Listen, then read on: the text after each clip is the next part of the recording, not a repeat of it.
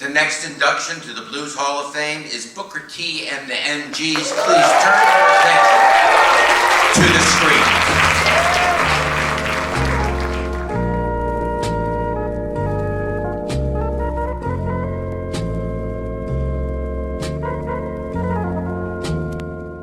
Booker T and the MGs delineated the soulful sound of Memphis, playing behind a cavalcade of stars at Stax Records, all while making instrumental hits on their own.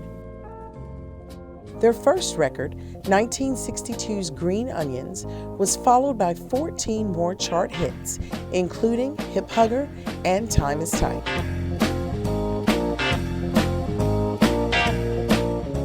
The original group, consisting of Booker T. Jones on organ, Steve Cropper on guitar, Lewie Steinberg on bass, and Al Jackson Jr. on drums, came together in 1962, with Donald "Duck" Dunn taking over bass a short time later. They also were an integrated band, which was rare then, particularly in the South.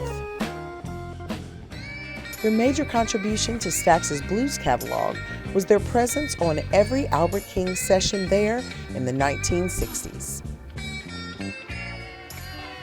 Their Stax, Volt, and Atlantic sessions included recordings with Otis Redding, Wilson Pickett, the Staple Singers, Rufus Thomas, and Carla Thomas. The group entered the Rock and Roll Hall of Fame in 1992 and received a Recording Academy Lifetime Achievement Award in 2007, while Green Onions was inducted into the Blues Hall of Fame in 2018.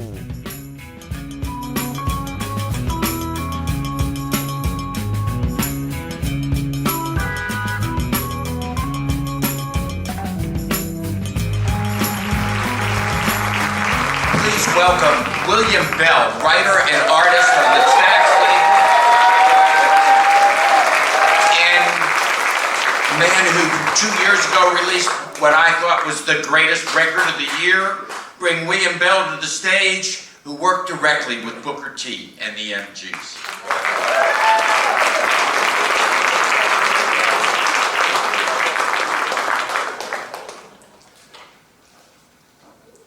When I was asked to do this, I started to make some notes, and then I changed my mind. I said, why make the notes? Just speak from the heart. So I'm going to speak from the heart tonight. We spent a lot of time as kids growing up at 926 East McLemore.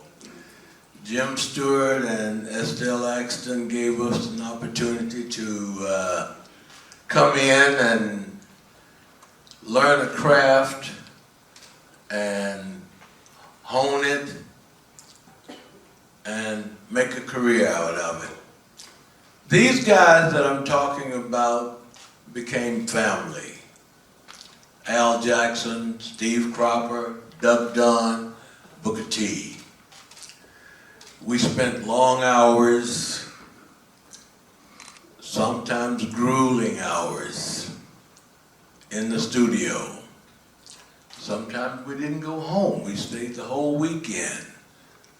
Sent out for sandwiches at Four-Way Grill or someplace, and just wrote music so that every act could have a record, a hit record. And these musicians played on, I would say, 98% between 1960 and say 65, 66. 98% of all the hit records that came out of here, from Otis Redding to William Bell to Rufus Thomas, Carla Thomas, and Sam and Dave. You can go on and on. And it was just a joy. We became family, a surrogate family away from home, and banded together. And this is, when we were coming up, it was not fashionable in this city for black and white to hang out together. But we didn't care. We were inside the confines of Stax Records. We were making music, and we became a family within those confines. And we fought outside of that. We fought the prejudices and all of that. Sometimes we'd go on the road and do concerts. And we did all of that. And we became closer and closer and closer together. So these guys are like my surrogate family, my brothers. And I'd like to take the time to just tell you some little tidbits about, say, Steve. He and I were working one night. I'd been working on a session and got it just right, just exactly right. And we got through about 12:30 in the morning. And so we were gonna make some adjustments and do some editing and everything on one of the things and before we went home. And Steve said, well, let's make the cuts now, because in those days you had to do all the shifting and everything with the razor blades and everything. There was no putting it in the computer, you know, and doing all of that editing and everything. So we sat there, got the editing just right and everything, and rewound the tape, got ready to pull it off, and the whole inside of that tape just fell out. Now, Steve and I were dead tired, and you couldn't just rewind it, so I had to sit there and feed it back as he rolled it, hand rolled it. And I think we came out of the studio about maybe 8 or 9 o'clock in the morning. It was some ridiculous hour, but these are the kind of stories and things that went on there, and we persevered and got hit records. I mean, you heard some of the Johnny Taylor stuff, Otis Redding, Carla Thomas, staple singers, and I can go on and on. So these guys are just some of the best musicians that have ever gone into the studio and produced records, and not only for Stax Records, for other labels. For instance, Atlantic would send Wilson Pickett in, and they would send other acts in, Judith Clay and different acts that they had, for us to cut. Then they would go over to Willie Mitchell's studio, Al Jackson did, and play on Al Green's stuff. So a lot of people don't know the intricate details of all of this. And then we'd go down to Muscle Shoals and play on some stuff down there. Go up to Nashville and play on some records. So it was just unlimited sessions in those days and back to back. And I am just honored to be able to come to you tonight and be a part of the introduction and induction of these guys, because they are family. And I'm going to say, as one family member to another, I'm so proud.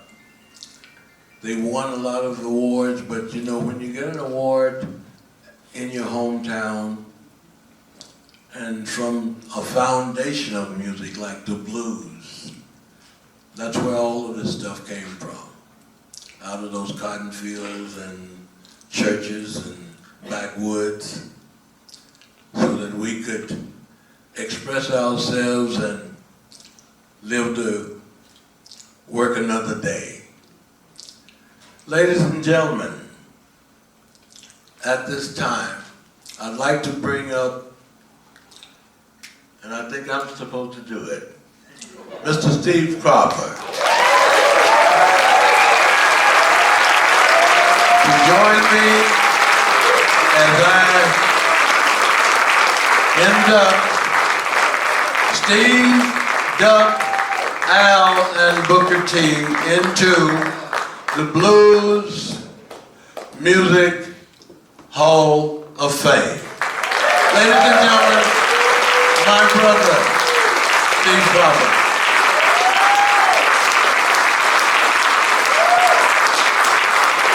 At first, when I say I didn't know he was going to do this, but when I see William Bell, I see a family friend.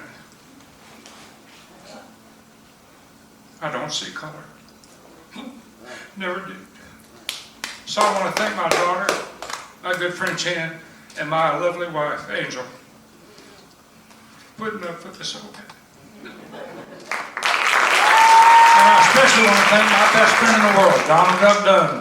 Thank you for the Dunn family for being here. He was the greatest. I promise you that.